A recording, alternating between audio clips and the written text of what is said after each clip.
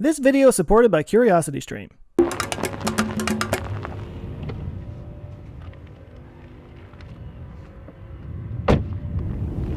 Hey, is that your car? Oh, yeah. Tesla, right? Yeah, it's a Model 3. Totally electric, no fossil fuels at all.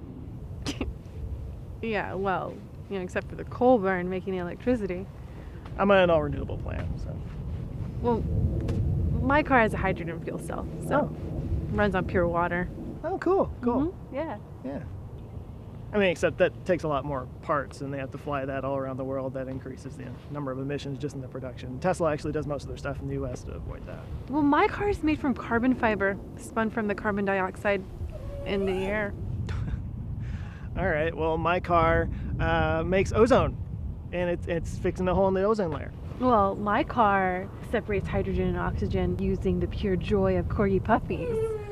Well, my car plants a tree in the rainforest for every mile that I drive. Well, my car is biodegradable and will feed 1,000 birds when I'm done with it. Are you turned on right now? What? What? Did you just... Did that- you just... No, that wasn't. Are you turned on right now? I didn't say I was turned on. I just asked if you were. No, you are sexually aroused, right? You disgusting pervert. I'm not a pervert. You were talking green stuff. I like green stuff. I got a green on. Green on. Yeah. Yeah. Yeah. I like the environment so much, I want to have sex with it. Ha! Something is wrong with you. Come on, Zoe. Come on, Zoe. Something went wrong there. In September of this last year, I became an EV owner, and I made a promise to myself. I promised that I wouldn't become one of these EV douchebags that's just like constantly talking about how awesome EVs are. I've failed at that. Now, in my defense, battery electric vehicles are the hot thing right now. As I've talked in previous videos, in the next few years, almost every single car maker has some kind of EV on the way. But there is one glaring exception. Toyota. Toyota, who pioneered hybrid cars with the Prius, who made driving green cool, that had the first real electric drivetrain in a popular car, they have no EVs on the market, and none in their pipeline, outside of an electric version of the RAV4, which is really just a compliance car. Why would Toyota, of all companies that has such a stellar record on eco-friendly vehicles, not be on the EV train? It's because they're placing their bets on a different kind of zero-emission technology, hydrogen fuel cells. So let's take a look at hydrogen fuel cells and see if Toyota knows something that we don't. HFCs, as they're often called, have a long and interesting history. Sir William Robert Grove of Wales is credited with inventing the first version of what we now call a hydrogen fuel cell back in 1838. The idea behind fuel cells is it's basically a tiny power plant that uses hydrogen to make electricity. It works by taking an anode and a cathode and sandwiching between them what they call a proton exchange membrane, or PEM. Hydrogen is flowed into the anode, which separates the electrons and protons. The proton exchange membrane lets the protons through, but not the electrons. The electrons have to reroute around the membrane to get to the cathode, which creates an electric current. This current is then stored in the batteries and used to run the electric motor. Once the electrons have done their thing, they flow back through the cathode where it reconnects with the protons, forming H2, which is then mixed with the outside air, combines with oxygen, and creates water vapor, which is what comes out of the exhaust. And the outside air has to be super clean, so the intakes are heavily filtered, which means that you're basically cleaning the air as you drive. Now, because the car is constantly replenishing the energy in the batteries with electricity from the fuel cell, it doesn't need very big batteries at all. Fewer batteries means less weight means less power needed to make it go, and more range. Fuel cells were first used to power a vehicle in 1959 with a 20 horsepower tractor, but they've really gained traction in the Apollo and Gemini programs with NASA. Since rockets use hydrogen and oxygen as fuel anyway, they decided to just kind of put those into a fuel cell and create electricity for the capsule that way. And in the space shuttle, they actually captured the exhaust H2O as water, and the astronauts drank that for water. So in some ways, fuel cells are kind of a NASA spin-off technology. Now, about the time that fuel cells were starting to prove themselves in space, scientists were starting to realize the dangers of all the fossil fuel emissions that were going into the atmosphere, plus there was the big oil embargo that was going on, so there was a big push to find new, cleaner ways of getting around. Now, batteries at the time weren't quite ready for prime time. The energy density wasn't high enough to get people the kind of range that they wanted, so a lot of people were looking at fuel cells, which were working really great in the space program, as the, driver of the future, and people started to imagine that hydrogen might be the new gasoline. In fact, chemistry professor John Bachar has coined the term hydrogen economy to describe a future where we'd use HFCs to power everything, a future he and a team of scientists worked to promote throughout the 70s, 80s, and 90s. And one of the major reasons this didn't happen is because the platinum that's required for the anode in a fuel cell is prohibitively expensive. But this changed in the 2000s when new anode materials actually dropped the price down to a fifth of previous levels. But also around that time, battery technology hit some major breakthroughs in energy density due to the scaling and development of lithium-ion technology, so that kind of evened the playing field. So when you consider these two options on a mass scale, the first thing you have to consider is efficiency, which is another way of saying how much energy you have to put in to make the car go forward. Both cars run on electric motors, which are incredibly efficient, roughly 96% efficient at taking energy and converting it into motion, so you're only losing about 4% there. Both cars store their energy in batteries that have to convert energy to AC current, which means it has to pass through an inverter, which can operate at 90 to 98% efficiency. For our purposes, we can split the difference, call it 94%, meaning a 6% loss. Additionally, batteries have charging inefficiencies, which apply to both vehicles as well. EVs charge from the grid, whereas fuel cells charge from the fuel cells. Using Tesla's estimated charging efficiency of 92%, we can calculate another 8% loss. And for battery electrics, that's pretty much it. If you want to account for phantom drain, you can add another 2% loss, but even that might be steep. So in terms of operation, EVs are roughly 80% efficient. But fuel cell cars add another step, the step of converting hydrogen gas to electricity. And at our current fuel cell technology, this is only 60% efficient, resulting in an additional 40% loss. Add that loss to the engine, inverter, and charger losses, and you're operating at about 42% efficiency. Now that's just talking about the operation of the vehicles, but to get a much better picture, you have to look at the whole life cycle of the fuel.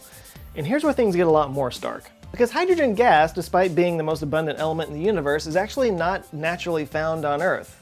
Like helium, it's light, so it just floats up to the very top of the atmosphere where you can't get to it. But unlike helium, hydrogen is a building block of many compounds and molecules, which you can strip out of those compounds and molecules and get hydrogen that way. Most industrial hydrogen these days is created from a process called steam methane reforming, and this is super efficient at creating hydrogen.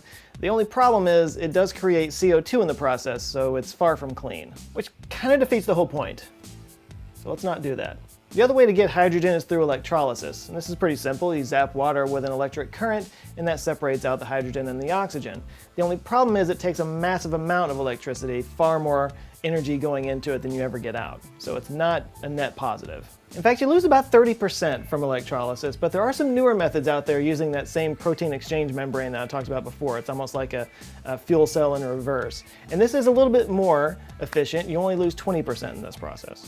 Now there is another loss point, that is compression. Hydrogen gas has to be compressed in order to be used, usually to around 780 atmospheres, and this takes energy, removing about 13% of the efficiency. And last but not least, hydrogen has to be transported to the filling station where it's actually going to be pumped into the cars. Realistically, this is going to be done in the back of diesel semi-trucks, which again, kind of defeats the purpose. But let's just say we are in a full hydrogen economy and these are being transported on semis that are running off of fuel cells themselves. I did a little bit of back of the envelope math using specs from Toyota's Portal experimental fuel cell truck. The truck uses about 0.2 kilograms of hydrogen per mile, and I estimated an average of 400 miles to drive to the furthest endpoint from the refinery. Then I factored in how many liters of liquid hydrogen it would carry, times its energy density, and calculated the percentage of that amount that it was spent by driving, and came up with a whopping 2.3%. So when you add these losses into the picture, 20% from electrolysis, 13% from compression, and an extra 2%, I'll round down for simplicity, you've lost 35% before the fuel even gets in the car. That remaining 65% is then used to run the car at 42% efficiency, resulting in an overall efficiency of 27.3%. And this is the best case scenario. Comparatively, the electricity that goes into a battery electric car requires no electrolysis, no compression, and no transportation. It just travels over the grid to your home or charging station, where it loses about 5% along the way. Meaning soup to nuts, battery EVs operate at about 75% efficiency. Now before you guys jump into the comments and say anything about this, I'm going to leave out how this electricity is produced in the first place, because it's going to be the same either way, just for the sake of comparison. That, the electrolysis for the hydrogen is going to take a lot of electricity, the batteries for the car are going to take a lot of electricity, both of those are going to be coming from the same source, so it kind of washes out in the end. So let's just pretend for now we're living in some idyllic world where it's all green, clean energy, okay? All right, so this looks like a no-brainer. Like, why? Why would Toyota, or anybody for that matter, want to go this route? Because while efficiency matters, what also matters is how this works in practice. And fuel cell cars, in many ways, are kind of the best of both worlds. You can fill the tank in less than 5 minutes just like a gas car instead of having to sit there for 20 minutes to an hour with an electric car. But they run on electric motors, which gives you that instant torque that EV drivers love so much. But they also don't have thousands of pounds of batteries weighing them down, giving them a lighter weight and a longer range. But they produce no carbon emissions and actually clean the air as you drive. So the real comparison here might not be hydrogen versus electric, it's hydrogen versus gas. And this is illuminating. Using the same metrics we were using before, let's follow the efficiencies evolved in gasoline cars. First, you have to drill the oil out of the ground, which takes energy, and more energy all the time because the easy oil went bye-bye years ago. Then you burn energy to transport the oil to the refinery. Then you burn energy to refine the oil into gasoline. Then you have to transport that gasoline to filling stations in the back of trucks, and this takes more energy. And then while the gas is sitting at the gas station, there's actually an evaporation rate. So by the time the gas gets in your car, already 42% of the energy in each gallon of gas has been expended just getting it there. And then on top of all of that, the average internal combustion engine only turns 23% of that energy into motion, meaning for every gallon of gas, only around 15% does anything whatsoever. The other 85% is completely wasted. Oh, and every step of this process creates more carbon emissions. This is the efficiency that 99% of us get when we drive every single day, which means two things. One, clearly hydrogen is better than gasoline, and two, clearly we don't care about efficiency. We care about experience. All this about efficiency and energy density and life cycle, the blah, blah, blah, that's so far outside of our thought process. All we care about is something that's simple to put into our cars, that's cheap, and that gets us as far as possible. That's it. And that brings me to infrastructure. Our gasoline infrastructure is massive and ubiquitous and just a huge part of our lives already. It's a done deal. But this is where EVs and hydrogen still have a long way to go. I made the argument in the past that the EV infrastructure is already 90% there because technically any place there's an outlet is a place you can charge your car. And granted, charging from a 110 outlet is extremely slow, but your car spends 90% of the time parked. It can just be charging during all that time. I actually did that myself when I first got my EV.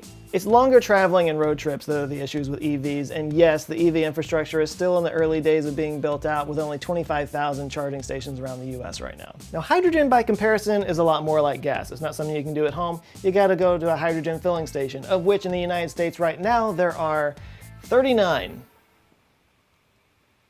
21 of which are in Los Angeles. Okay, so that's bad, but let's just say that we got serious about hydrogen for a second. I think the same argument that I make about electrics applies to hydrogen as well, the argument being that 90% of the infrastructure is already there. There are roughly 150,000 gas stations in the United States right now, each of them being fed fuel through a network of pipelines and trucks, and each of them could be modified partially anyway to deliver hydrogen. So proponents of hydrogen fuel cells see this as something that can kind of piggyback on gasoline and maybe eventually replace it. But it does actually get better than that because hydrogen has one thing over gasoline, and that is hydrogen can be made anywhere. Electrolysis is not something that has to be done at some big massive plant. If you've got water and you've got electricity, you can make hydrogen. You can make it right there at the filling station. And if the little mini plant at the filling station is run by solar panels, well, now we're getting somewhere. And this is the hydrogen future that fuel cell proponents believe in. Literally hundreds of thousands of cars on the road getting fantastic performance, great range, being fueled by locally produced hydrogen, powered by renewable energy, literally cleaning the air as they go. It's easy to see why they believe in this future so much. And it is definitely a compelling future. But is it a future we'll ever actually see? Right now there are only 3 fuel cell cars on the market. The Honda Clarity with a range of 366 miles, the Toyota Mirai with 312 miles of range, and the Hyundai Nexo with up to 500 miles of range. Now these are roughly in line with the prices and the ranges of current battery electrics that are on the road. The one difference is hydrogen fuel right now is really expensive. It's like $14 per kilogram. The average car takes about $80 to fill up. Now obviously these prices will go down over time with scale, but with battery electrics already getting such a head start, will fuel cells ever catch up?